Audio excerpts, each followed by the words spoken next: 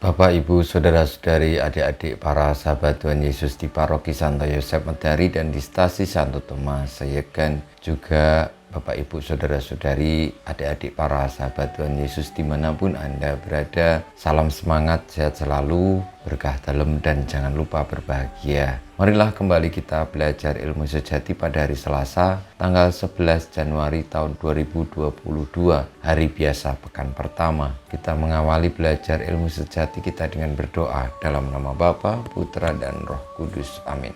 Allah Bapa Maha Pengasih, berkenanlah memperhatikan kami serta mengutus Roh-Mu mendatangi kami. Semoga kami percaya bahwa Engkau telah bersabda melalui Yesus, Guru kami yang sejati, dengan pengantaran Tuhan kami Yesus Kristus Putra-Mu yang hidup dan berkuasa bersama Dikau dalam persatuan Roh Kudus, Allah sepanjang segala masa.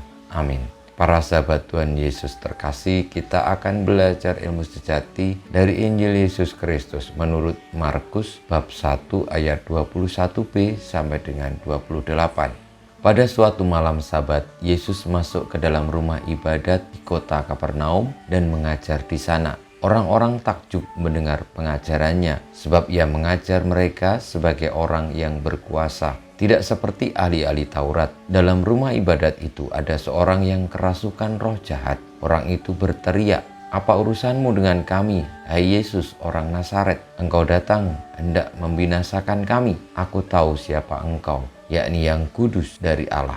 Tetapi Yesus menghardiknya, katanya, "Diam, keluarlah daripadanya." Roh jahat itu menggoncang-goncang orang itu dan sambil menjerit dengan suara nyaring, ia keluar daripadanya. Mereka semua takjub sehingga mereka memperbincangkannya. Katanya, "Apa ini? Suatu ajaran baru?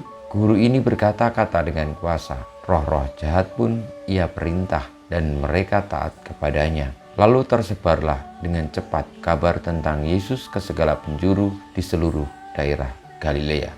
Demikianlah sabda Tuhan.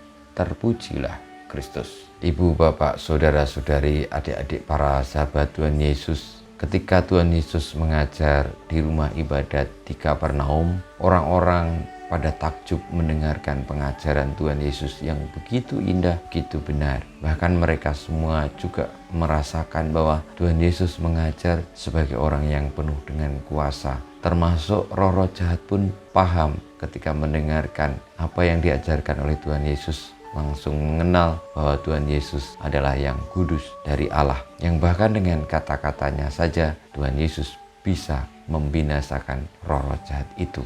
Inilah yang membedakan pengajaran Tuhan Yesus dengan pengajaran ahli-ahli Taurat. Ahli-ahli Taurat itu tidak memiliki kuasa, karena kebenaran yang diwartakan, sabda Tuhan yang diwartakan itu sekedar diulangi, sekedar disampaikan kembali, sekedar diwartakan kembali. Namun apa yang diungkapkan, diajarkan Tuhan Yesus bukan hanya sekedar mengulang kembali, bukan hanya sekedar mewartakan lagi, namun ia adalah sumber kebenaran. Dialah sang sabda sendiri, sehingga setiap kata yang diucapkan, setiap tindakan yang dilakukan adalah tindakan Allah, adalah kata-kata Allah. Dan kita semua percaya bahwa dengan sabdanya Allah mengatur dunia ini, Allah memelihara dunia ini, dan sabda Allah pula yang adalah daya sejati, daya kebenaran sejati, pusat segala sesuatu yang mengatur semesta ini. Semoga kita semua semakin memahami, menyadari, menerima itu,